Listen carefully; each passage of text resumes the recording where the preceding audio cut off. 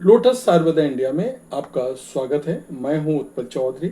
आज हम बात करेंगे ओट्स या सूजी वजन घटाने के लिए कौन सा बेहतर है। मैं आपको बता रहा हूं इनका सेवन करने का तरीका। तो आइए शुरू करते हैं। वजन घटाने के लिए लोग क्या नहीं करते हैं, तरह तरह की चीज़ों का सेवन करते हैं और वर्कआउट फास्टिंग भी कर लेते हैं। जबकि अगर आप डाइट में कुछ चीज़ों को शामिल कर लें तो वजन घटाने में आपकी मदद मिल सकती है। जैसे कि कुछ लोग वजन घटाने के लिए ओट्स खाते हैं तो कुछ लोग नाश्ते में सूजी से बनी चीज़ों को खाते हैं। लेकिन सवाल ये है, वेट लॉस कर रहे हैं तो आपकी अपनी डाइट में इन दोनों में से किसका सेवन करना चाहिए। तो वजन घटाने के लिए ओट्स या सूजी में कौन बेहतर है। तो वजन घटाने के लिए ओट्स बनाम सूजी की प्रभावशीलता पर विचार करते हुए इनके पोषण संबंधी प्रोफाइल की जांच करना और देखना आवश्यक है कि वो तृप्ति और चयापचय को कैसे प्रभावित कर सकते हैं।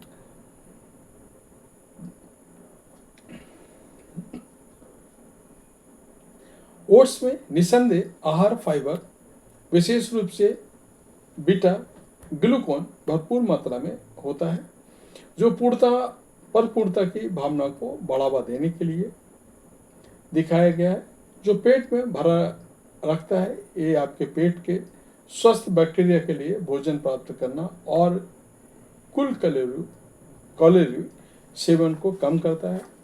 ये फाइबर सामग्री न केवल पाचन से सहायता करती है बल्कि ब्लड शुगर के स्तर को कंट्रोल करने में मदद करती है, लेकिन इसमें फास्फोरस और पिरुलिन की मात्रा अधिक होती है और आप इस प्रकार का ओट्स चुनते हैं।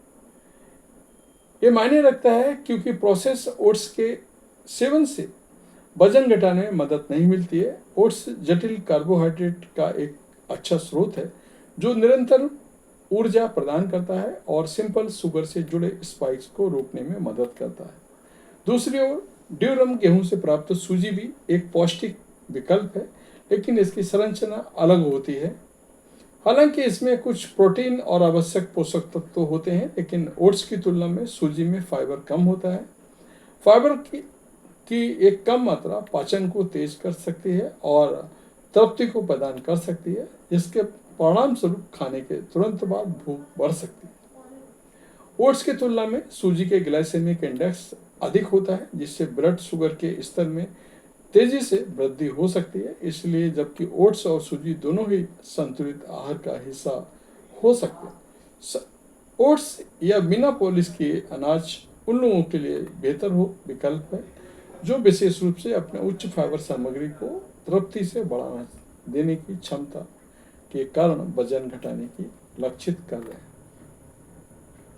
सूजी इसमें फाइबर कम है लेकिन प्रोटीन ज़्यादा है, जो आपको लंबे समय तक पेट भरा हुआ महसूस करा सकते हैं, लेकिन हाई ग्लाइसेमिक इंडेक्स के कारण ब्लड शुगर में उछाल पैदा कर सकता है, खासकर अगर बड़ी मात्रा में सेवन किया जाए। जबकि ओट्स घुलनशील फाइबर से भरपूर है जो पाचन को तेजी से धीमा करता है और तृप्ति को बढ़ाता है।